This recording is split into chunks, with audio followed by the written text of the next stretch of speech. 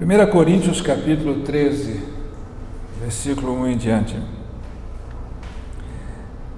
Ainda que eu fale as línguas dos homens e dos anjos, se não tiver amor, serei como o bronze que sou, ou como o símbolo que retine. Ainda que eu tenha o dom de profetizar, e conheça todos os mistérios e toda a ciência, ainda que eu tenha tamanha fé a ponto de transportar montes, se não tiver amor, nada serei. E ainda que eu distribua todos os meus bens entre os pobres, e ainda que entregue o meu próprio corpo para ser queimado, se não tiver amor, nada disso me aproveitará.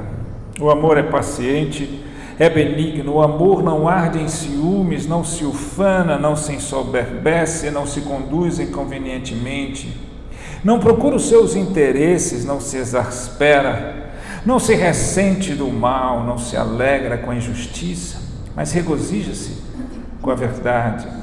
Tudo sofre, tudo crê, tudo espera, tudo suporta. O amor jamais acaba, mas havendo profecias, desaparecerão. Havendo língua, cessarão, havendo ciência, passará. Porque em parte conhecemos e em parte profetizamos. Quando, porém, vier o que é perfeito, então o que é em parte será aniquilado. Quando eu era menino, falava como menino, sentia como menino, pensava como menino.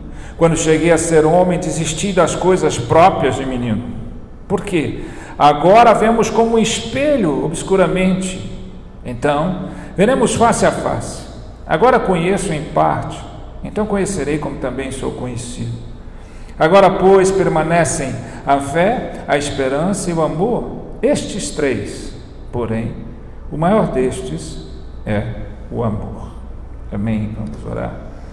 Ó Deus, obrigado, Senhor, pela leitura da Tua Palavra e pela liberdade que temos de ouvi-la, de podermos cultuar o Teu nome, Senhor. Fala conosco, ministra aos nossos corações, não deixe que a Tua Palavra fique apenas no âmbito da nossa mente, do nosso intelecto, mas que ela vá ao nosso coração, transforme as nossas vidas. E a eficácia do Teu Evangelho, Senhor, pelo poder do Teu Espírito Santo, penetre o nosso ser e, de fato, mude as nossas vidas, Pai.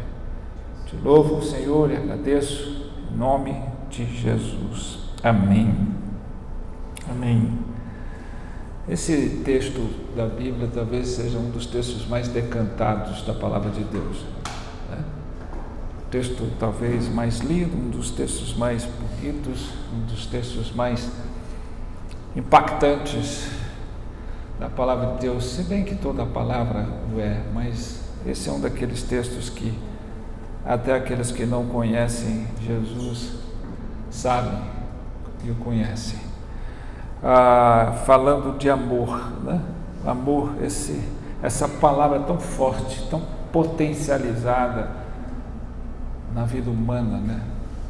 Essa palavra tão expressada de todas as maneiras e tão decantada pela sociedade de maneira geral. A questão é que o amor decantado entre os homens é bem diferente do amor bíblico. Todos falam de amor, todos sentem, todos falam de amor de uma maneira romantizada, sentimental, dotada de emoção. Mas até que ponto esse amor humano ele combina com o amor bíblico? O amor bíblico é bem diferente disso, porque o amor bíblico não está sujeito ao sentimento, à emoção. Você não pode ser chamado a amar aqueles que não te amam, aqueles que não te merecem o teu amor, se você estiver pautado em sentimento e emoção.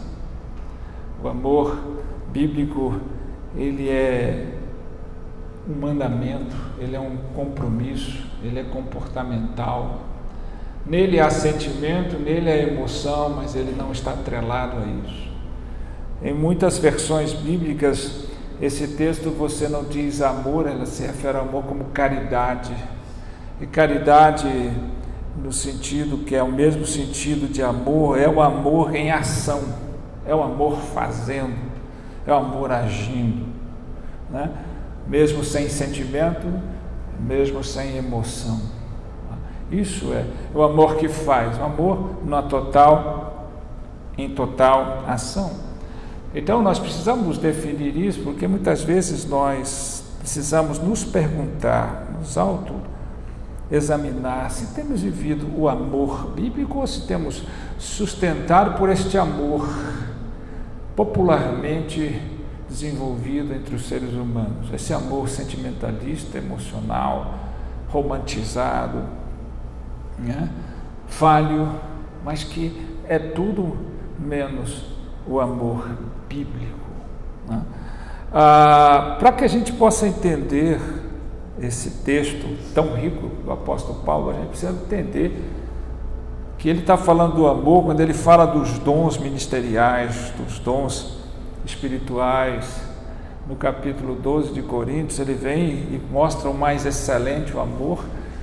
Depois ele vai para o capítulo 14, vai falar sobre profecias e interpretação de línguas, essas coisas todas. Mas ele diz o mais excelente. Então o amor, ele é dom, o amor, ele é a maior das graças, a maior das virtudes. E ele vem falando aqui com toda a riqueza, para que a gente entenda qual é a posição, qual é o lugar do amor na Bíblia. Né?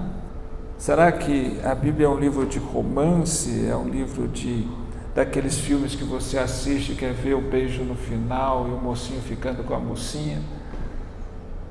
Qual é de fato o lugar do amor na Bíblia? Ele começa falando aqui, né?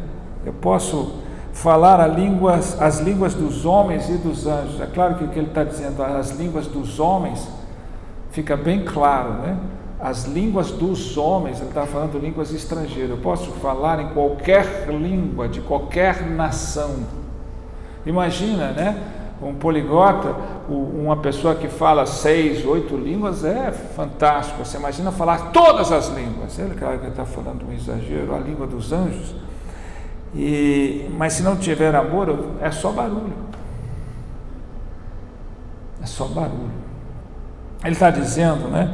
Ainda que eu tenha o dom de profetizar, conhecendo todos os mistérios e toda a ciência, passo a conhecer tudo, eu sei tudo. Ainda que eu tenha uma fé que transporte um monte. Olha a hipérbole que ele usa aqui. Ele diz, né? Se não tiver amor, isso de nada aproveitará, nada será. E ainda que eu distribua, né, todos os meus bens aos pobres, ainda que entregue o meu próprio corpo para ser queimado, se não tiver amor, nada disso vai ter proveito. Então Paulo já está dando o lugar do amor na Bíblia aqui. Se não bastasse, você tem lá em Colossenses, né, capítulo 3, versículo 14, você tem quando Paulo fala, o amor é o vínculo da perfeição. Jesus nos chama a ser perfeito, e o vínculo da perfeição é o amor. Se não bastasse também lá na primeira carta a Timóteo, versículo 5, ele fala, o intuito deste evangelho é o amor que procede de um coração puro, coração limpo, de uma boa consciência e uma fé sem hipocrisia. Se não bastasse, o próprio Cristo diz, qual o maior dos mandamentos? Amar a Deus de toda a força, de todo o coração, de toda a tua alma, de todo o teu entendimento. E o segundo, igual a esse, semelhante a esse, amar o próximo como a si mesmo. Os apóstolos, quando diziam, filhinhos, amai-vos uns aos outros, este é o mandamento. Jesus disse, novo mandamento vos dou, que ame ao próximo como eu vos amei. Então a gente podia ficar aqui muito tempo falando só do lugar do amor na Bíblia. Então é claro que a importância, a essencialidade do amor para a vida cristã, para caracterizar um cristianismo verdadeiro, é muito notório, é muito óbvio, né? Então ele tem o seu lugar de destaque, né? E a gente precisa entender isso. Agora, o que a gente também precisa entender é que as pessoas, na sua fragilidade do entendimento do que é o amor como virtude, como atributo de Deus, eles distorcem as coisas e passam a acreditar que você possa, e passam a questionar que você possa fazer qualquer coisa, porque Deus, amando, possa permitir qualquer coisa. Então, a gente precisa também entender não só o destaque do amor na Bíblia, mas o que é este amor bíblico? É esse sentimentalismo humano, esse romantismo humano, social? É esse deixa qualquer coisa? Primeira coisa que a gente precisa entender, para entender o que é o amor, o que é o amor bíblico, é entender o que não é o amor bíblico. O amor bíblico não consiste em dar coisas aos pobres. Ah, professor, mas que é isso? É claro que é uma virtude, é claro que é importante, é claro que é louvável você assistir às pessoas necessitadas. Ninguém está dizendo isso, mas isso não consiste em amor.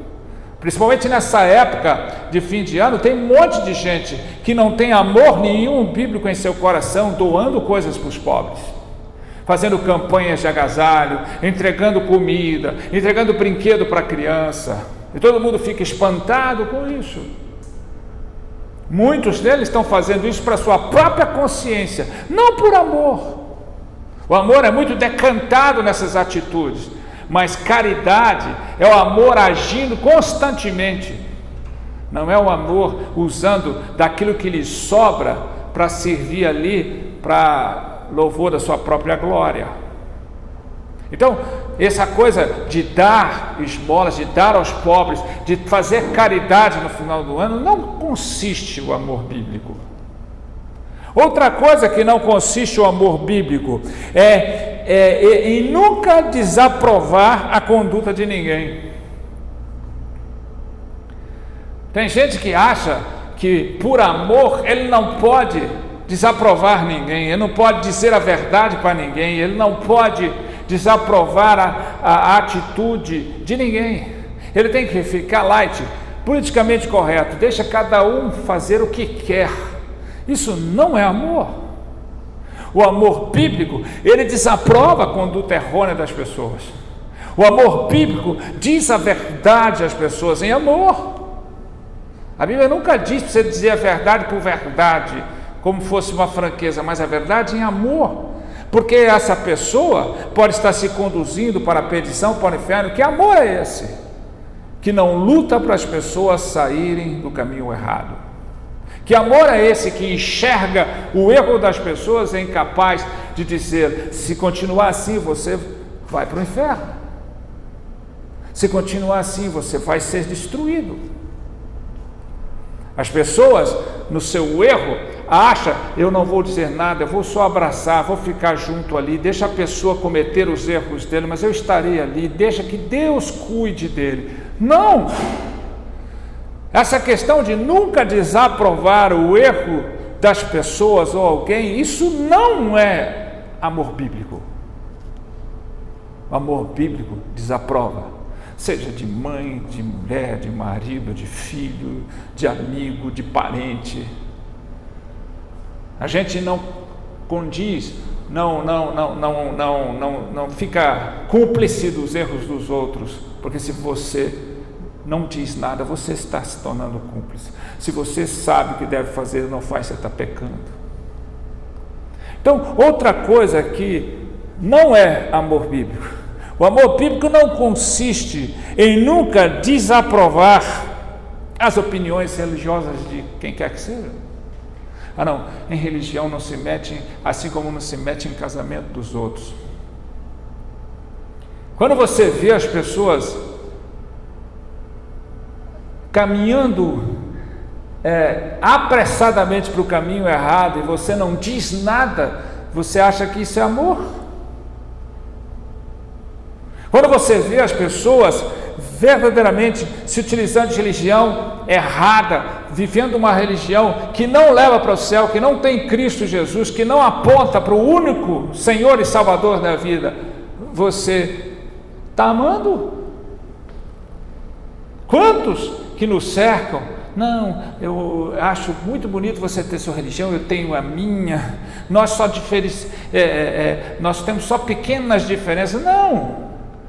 Uma vez eu ouvi um cara de novo me dizer, eu já confrontei, e ele, não, porque a pequena diferença é porque você não acredita na encarnação e eu acredito, o resto é tudo igual. Não, isso é total diferença. A Bíblia diz lá em Hebreus capítulo 9, versículo 27, ao homem compete morrer uma só vez, depois disso, o juízo. Ou seja, não tem alternativa depois da morte. Não tem como se reciclar depois da morte. Então, o amor bíblico, ele desaprova as opiniões religiosas errôneas. Ele não tem medo de perder a amizade. Ele tem medo de não fazer nada pela alma do outro que está indo para o inferno. Mas a gente é muito politicamente correto. A gente acha que amor é deixar as pessoas falarem o que quiserem, opinarem suas religiões, eu tenho a minha, ele tem a dele, nesse mundinho politicamente correto que não condiz com a verdade do Evangelho. Jesus disse, seja o seu sim, sim, e o seu não, não. O que passar disso é do maligno. Então, você veja que a gente pode perceber o que não é o amor bíblico, que é o amor decantado por ele. Nossa, aquela pessoa é tão boa, ela não confronta ninguém, ela não amola ninguém, ela não desaprova ninguém, ela está sempre aceitando as pessoas do jeito que elas são. Ela está sempre dizendo, amado, amor, fica na sua, um dia você vai ver. Não, isso não é amor bíblico. O que é o amor bíblico? O amor bíblico deseja amar a Deus acima de tudo e ao próximo como a si mesmo. O amor bíblico deseja agradar a Deus. O amor bíblico deseja que as almas vão para o céu de fato. O amor bíblico não desiste de dizer até o último fôlego. O amor bíblico tem uma consciência e uma contundência em seu coração de verdadeiramente confrontar tudo aquilo que é desaprovado por Deus e pela palavra dele. O amor bíblico não fica só no limite daquelas pessoas que ele gosta, ele ama quem não gosta, ele ama quem não merece o seu amor, ele ama as pessoas que não vão responder a ele. Ele diz a verdade, ele deseja a salvação delas, ele ama como o próximo com a si mesmo, como de nós temos amado a nós mesmos e temos nos enchido de nós mesmos no egoísmo, egocentrismo, depois o próximo.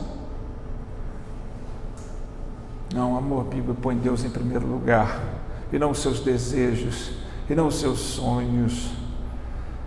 O amor bíblico faz com que a gente ame de fato a Deus, de fato a Cristo como nosso Salvador, em obediência a Ele. Se você não obedece, se você tem dificuldade de obedecer a Deus, se você tem dificuldade em colocar o fruto do Espírito em você, que amor é esse? Que amor é esse que você tem? Outra coisa que nós precisamos entender, né? Porque nós, em pouquíssimo tempo aqui, temos falado, né? Sobre a importância desse amor na palavra de Deus, onde ele ocupa. Temos falado, né? O que é esse amor bíblico? E precisamos pensar, de onde vem esse amor?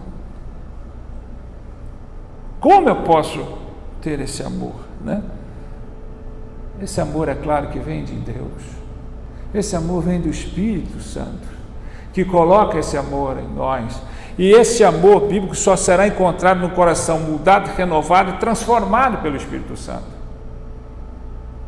Tem tanta gente que melhora externamente, apenas coloca o seu temperamento, a sua vida ali religiosa externamente, mas interiormente ela não cresce, não amadurece.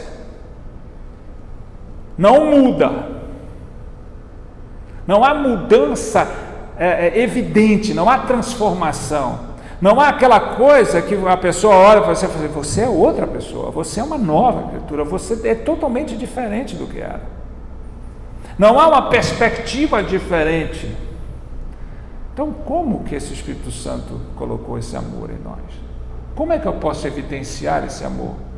Se para mim é tão difícil obedecer a Deus, se para mim é tão difícil amar as coisas de Deus, se para mim é tão difícil ter prazer na lei do Senhor, se para mim é tão difícil olhar para outro mundo mais do que para esse, se para mim é tão difícil sonhar os sonhos de Deus mais do que eu sonho os meus, se para mim é tão fácil falar do que eu não tenho e tão difícil de me enriquecer ou de dizer o quanto eu sou rico naquilo que já tenho.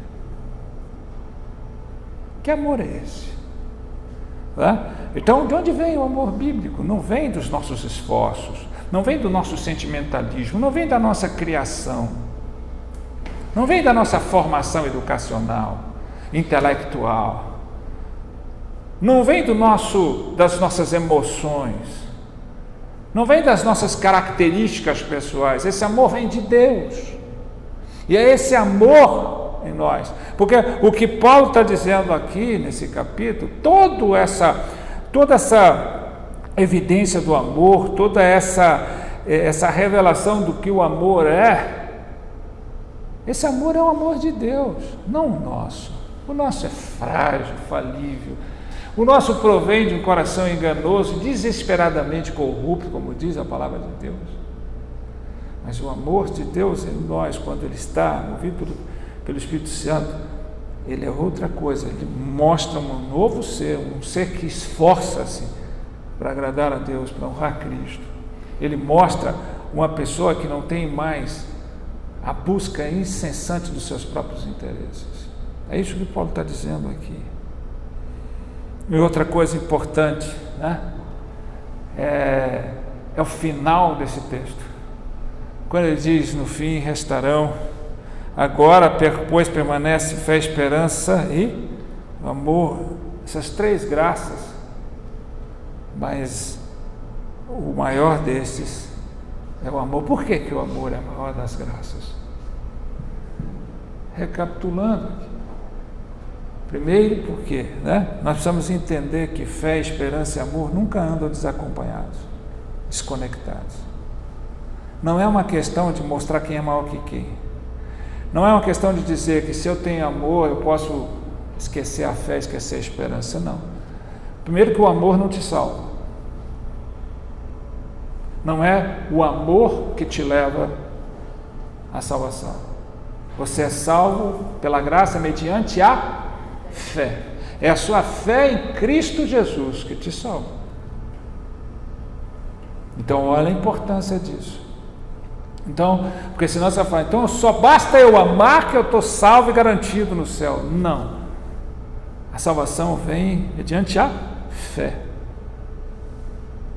A esperança, ela é iluminada e ela acompanha o amor, porque ela é a esperança. A minha esperança não é utilitária, ela é iluminada, é a esperança daquilo que Cristo já conquistou para nós. Essa é a esperança que move o nosso ser. Agora, por que o amor é maior do que eles? Independente de não ser desconectados, Porque a fé que te salva, a fé, a palavra de Deus diz que a fé opera pelo amor, e o amor é movido pela fé, pela esperança. A questão aqui não é desconectar uma coisa da outra, mas é dizer aquilo que vai permanecer, que nunca acaba. Então, a primeira coisa, por que o amor é maior do que a fé e a esperança, é porque o amor, ele é aquilo que há alguma semelhança entre nós e Deus. Deus é amor. Deus não precisa de fé, Deus não precisa de esperança, nós precisamos. E Ele nos dá a fé nele, a esperança nele. Mas Deus é amor. Então a única coisa que nos torna mais semelhante a Cristo é o amor. É o amor. que nos assemelhe a Cristo. Então não é a fé nem a esperança. Somos mais semelhantes a Cristo, e Cristo nos chama a sermos como Ele é, quanto mais amamos. E é engraçado que a medida do amor também corresponde, porque o primeiro passo a caminho do céu nas nossas vidas é quanto eu reconheço que eu mereço o inferno. Esse é o primeiro passo das nossas vidas rumo ao céu, é reconhecer que eu mereço ir para o inferno. E a palavra de Deus, Jesus disse, quando ele faz uma comparação entre o homem que devia 50, o homem que devia tanto, 500, e o credor foi e perdoou as dívidas, e Jesus perguntou, quem mais amou? Ele disse, olha, aquele que mais devia. Então aquele que mais peca, quem mais pecou, mais amou. Não é quem mais cometeu pecado, é quem mais entende a verdadeira natureza e seu estado de pecaminosidade. Então, para que a gente ame, o primeiro passo é reconhecer como somos pecadores e miseráveis. E é uma das coisas mais difíceis que nós temos, reconhecer a maldade em nosso coração, o pecado em nosso coração. Reconhecer isso é uma das coisas mais difíceis. É muito fácil apontar o dedo para as pessoas e dizerem o que acham das pessoas. É muito fácil mascarar a sua própria maldade. Quantos de nós dizemos que amamos, mas não reconhecemos a maldade em nós mesmos? Não, eu não faço isso. Não, eu não penso assim. Não, eu não digo assim. Como não? A primeira é essa. A segunda, o amor é maior do que a fé e a esperança, porque o amor é mais útil aos outros. Você ter fé é útil a você porque é o único meio de você alcançar a salvação. A fé é muito mais útil a nós mesmos, porque é ela que me leva ao caminho da salvação, ela que me leva a Cristo, ela que me leva à regeneração, ela que me leva à transformação da vida. A esperança também é útil a mim, porque toda vez que eu passo pelas tribulações, ela alimenta a minha esperança de que Cristo vai voltar e eu tenho um lugar guardado na eternidade por Ele. Para mim. Agora, o amor, ele é útil para os outros, porque o amor é doação. O amor se evidencia naquilo que eu pratico e faço em prol das outras pessoas. É este amor que torna útil, por isso ele é também mais importante, né? Porque ele não fica restringido a mim, ele não fica restrito a mim, ele é evidenciado naquilo que eu, em ação, faço pelos outros. E terceiro, né? É porque ele nunca acaba, é ele que vai para a eternidade. A fé vai parar, a esperança vai acabar, porque no céu você não precisa de fé, você não precisa de esperança. Lá você só vai viver o amor. A única coisa que vai prevalecer é o amor puro, verdadeiro, entre as pessoas, sem divisão, sem divergência, sem diferença, né? Então, é aquilo que nunca acaba. Então, essa é a explicação porque o amor é a maior das graças. Deus amou o mundo de tal maneira e deu o seu Filho unigênito para que todo aquele que nele crê não pereça, mas tenha a vida eterna. Por amor, o Pai deu o Filho. Por amor, o Filho morreu por nós na cruz do Calvário. Por amor, Pai e Filho enviaram o Espírito Santo para que pudéssemos ter esse amor transformando nossas vidas. Quando olhamos o texto e olhamos as evidências, percebemos que nenhum destaque do amor aqui de Paulo tem a ver com sentimento. Ele não diz que o amor é romântico, ele diz que o amor é carinhoso, ele diz que o amor é paciente, é um comportamento. A paciência, que é a primeira virtude do amor em nossa vida. Quando nós somos inquietos, impacientes, intolerantes, né? ele vai falando, o amor é benigno, ele está sempre disposto a fazer o bem. A primeira ordem da vida dele é fazer o bem, é falar o bem, é desejar o bem, é promover o bem. Não é apenas esperar o bem. O amor não arde em ciúmes. Quantas vezes a gente tem ciúme pelo outro, ciúme das nossas coisas, apegados às coisas, às pessoas. O ciúme não é evidência de amor, pelo contrário. O amor não se ensoberbece, se orgulha, se ufana. O amor, ele é humilde. Esse amor que Deus dá a nós não se conduz inconvenientemente. Quantas vezes nós somos inconvenientes no trato, na maneira de vestir, na maneira de postar, na nossa postura? Quantas vezes nas palavras, nos gestos? Esse amor não procura os seus interesses. Quantas vezes esse amor nosso está só em pauta, em primeiro lugar, o eu, o meu interesse, aquilo que eu quero, aquilo que eu desejo. Eu me justifico o tempo todo. Ele não se exaspera, não se ressente do mal. Examine o seu coração.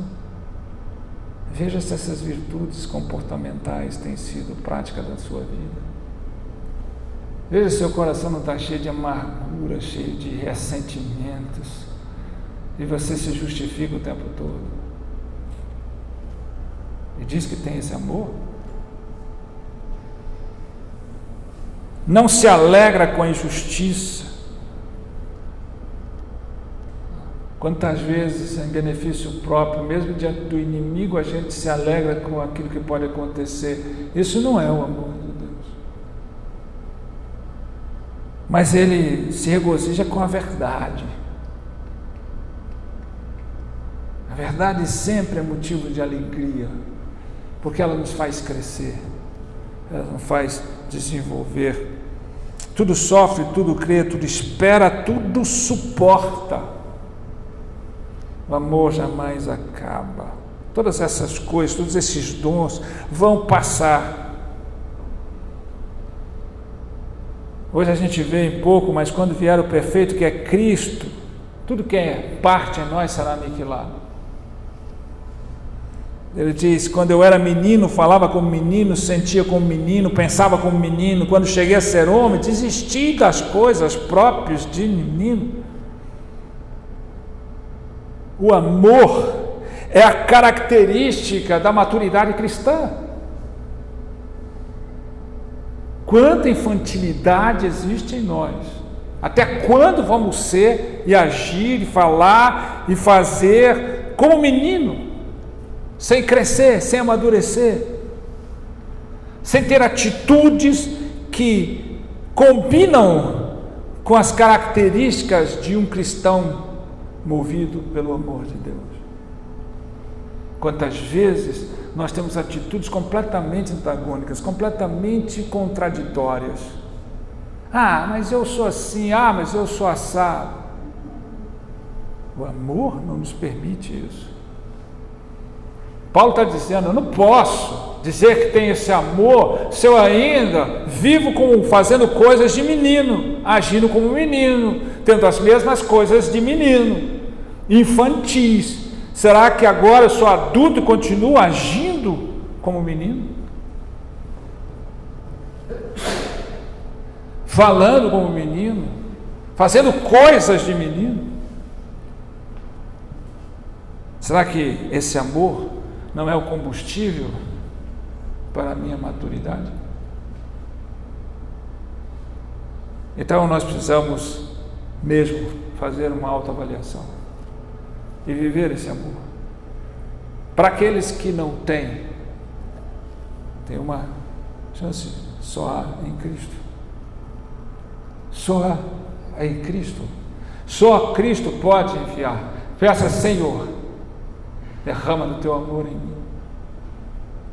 Para aqueles que estão esfriando no amor, peça: Senhor, vem Espírito Santo, incendeia e acende de novo a chama do verdadeiro amor em mim. O que não pode é deixar esfriar, porque a palavra de Deus diz: quando Jesus voltar, o amor de muitos esfriará. O amor de muitos esfriará. Como é que está o seu amor? Qual temperatura está o seu amor? O amor de Deus em você, em nós? Essa é a pergunta que você precisa entender. Esses dias, todos vão falar de amor. Todos vão dizer: eu te amo. Todos vão fazer caridades. Todos vão pensar nos pobres. Todos vão pensar naqueles que não têm o seu ente querido perto. Todos vão pensar naqueles que não têm a ceia que você pode só ter.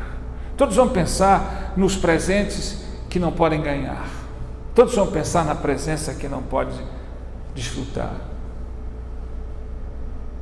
Mas é só superficial. É só sentimental. É só emocional. Vão chorar, vão abraçar, mas não vão passar disso. Agora, onde está o verdadeiro amor que perdura? Esse deve fazer diferença nisso. Esse amor que é bíblico, esse amor que de fato, nunca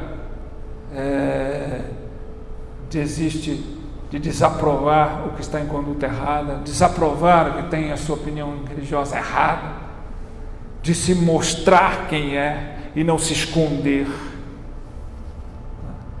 de mostrar que todo mundo fala de paz, mas quero dizer uma coisa que aprendi: quando houver algo que mate a fome sem ser comida, que sacie a sede sem água, que remova o cansaço sem descanso, somente quando isso acontecer, não por menos, é que você pode acreditar que pode haver paz sem Cristo. Então, muita gente vai dizer: estou em paz. Muita gente vai querer paz. Muita gente vai falar de paz. Sem Cristo, não existe. Eu volto a dizer: somente quando a fome for vida sem comida, a sede saciada sem água, e o cansaço ser removido sem descanso, aí pode haver paz sem Cristo. Não mais, não menos do que isso. Então, qual é o nível de amor que nós temos vivido? Esse amor que deve nos mover, esse amor que é a maior das graças, é esse amor que devia encher os nossos corações, é esse amor que devia caracterizar o nosso cristianismo e o nível de maturidade dele. É este amor. Não é uma oportunidade ou nada mais ou nada menos do que isso. Peça: Senhor, me enche do teu amor. Amor bíblico, amor verdadeiro. Estou cansado de ver pessoas até conhecidas, pastores, líderes, falando tanta bobagem. E olha que eu não sei nada. Tem muita gente aí, teólogos já erram, falam coisas erradas, mas tem a oportunidade de reconhecer o erro. Agora, tem muita gente falando bobagem. Tem muita igreja falando que é a igreja do amor. Que amor é esse? Bíblico ou dos homens? O que te faz falta? O amor de Deus ou os dos homens? Qual é que te faz cair no desespero? A falta do amor de Deus ou a falta do amor dos homens? Amém? Vamos levantar, vamos orar.